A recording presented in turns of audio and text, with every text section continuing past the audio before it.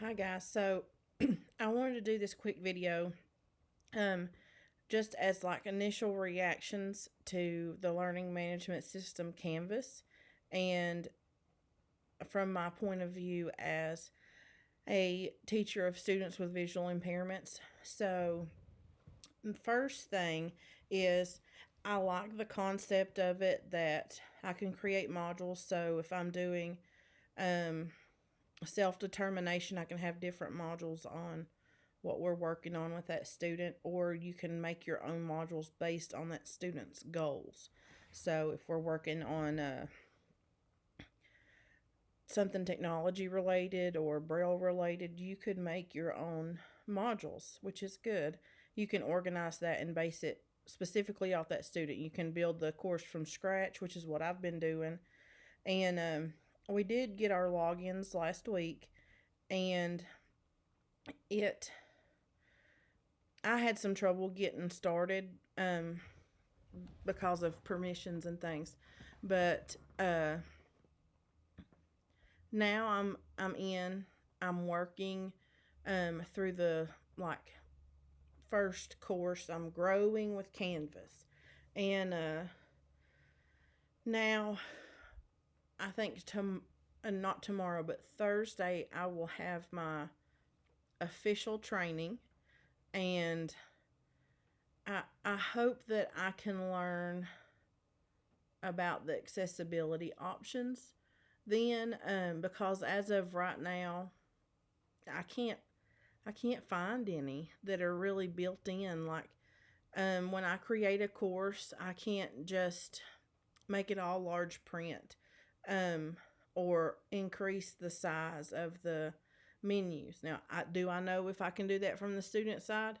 No, but I am enrolled in that Growing with Canvas course as a student.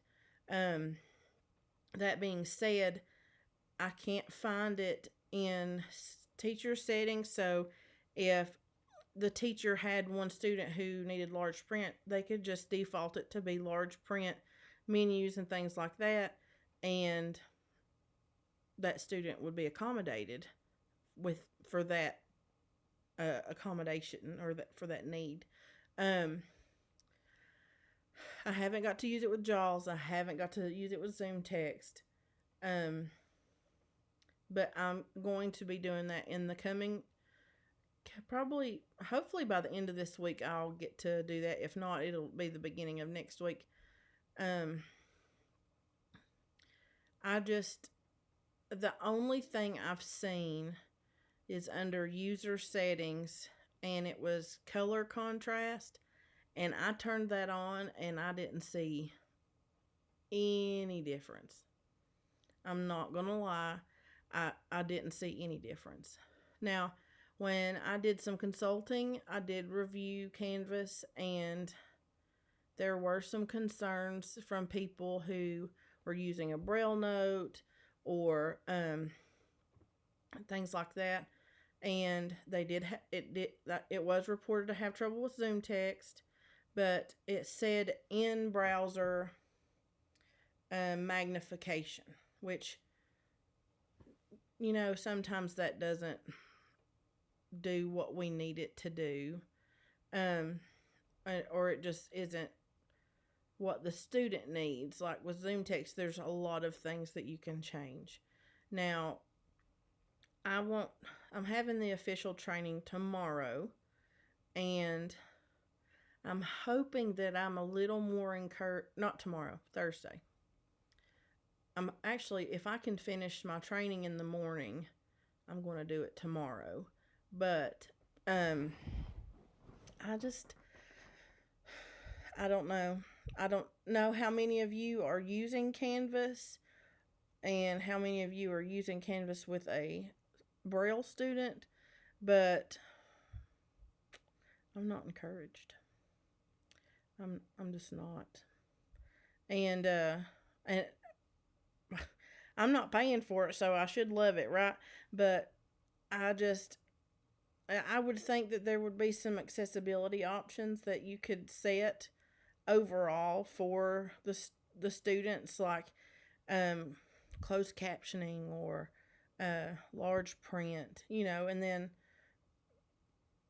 as a student, you should be able to change your color contrast or whatever. But like I said, a lot of the things that I read about Canvas said in browser. So that means Google Chrome or whatever, because I could not get it to work with Safari. Now, it did say that it works with JAWS and it did say it works with VoiceOver. From what I read, I haven't tried it, but I'm going to. You guys know that I'm going to be honest. I'm going to give you my opinion because so often students with visual impairments, you mention it to people and they're like, well, I never thought about that. So I hope to maybe work with them, and if you're a Canvas person and you're watching this, let me know. I'll be glad to work with you.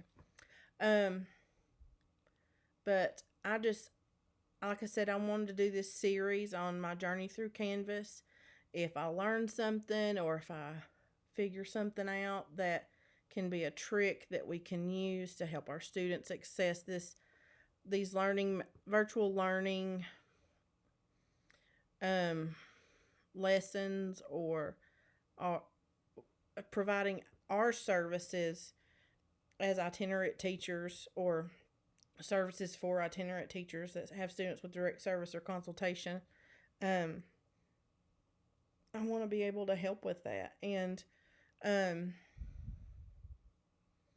it's overwhelming right now, and it's scary because I'm just thinking, what if I can't figure this out? What if, there's so much going on with some of our students that just having to teach them how to use a whole different browser or Zoom settings or things like that, it concerns me. But in Canvas's defense, they're creating this for the masses. It's not, and a lot of people don't think about not criticizing, but when they're thinking, oh, this would be great for a kid in science. This would be great for a history teacher. This would be great for math class. This would be great for this. But they don't expect, or that's not the right word. They don't think about generally that there could be a student in that geometry class that just needs things a little bit bigger, and that it would help to be able to set the font and the menus to 18-point font or 20-point font.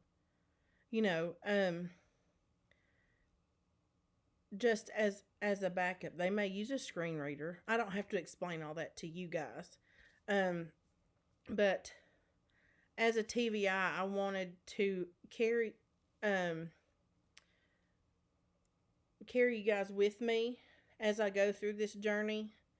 Like I said, I'm very new. This is just my initial reaction to being into the site and working with it a little bit. I have not completed the initial Growing with Canvas course, and I have not done the official training with our trainers. But that is 2 hours, so hopefully I can learn something then. But it's limited questions, and I have lots of them. So I've also tried to reach out on chat, and I had another meeting, so I had to cut it off. But I might also do that tomorrow so that I can get straight answers and not interrupt our training. Anyway, long story not short, I'm still learning. This is, I guess, day 2 of my journey through Canvas.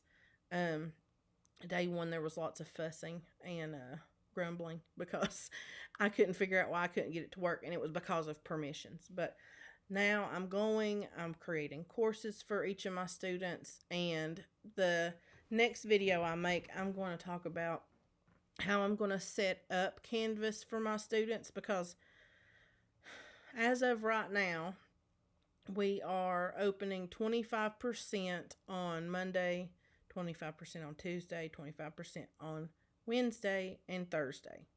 So then we will have Friday for virtual and to check in on our students who don't want to do the brick and mortar option. Um, so I am just bringing you guys with me. I know it's overwhelming. I know it's frustrating. It's mentally exhausting, is what my dad said today. It's just mentally exhausting. The whole thing without schools being back, um, the whole pandemic. But we are in this together, and we'll get through it. If you have any questions, let me know. Even if I don't have the device or I'm not allowed access to a certain program, I can still usually I can still find the answer. Um, if not, we can work together and we could do screen sharing or whatever. But we'll work through it. I'm here for you, and I know we're in this together. I know it's all new for everybody, and what I've been telling everybody is don't stress. Nobody knows what's going on, and nobody can know what to expect. So don't stress. It'll be okay. You have colleagues and friends and me that are here to help you. And I hope that this video wasn't too about Canvas. I think it's a good idea.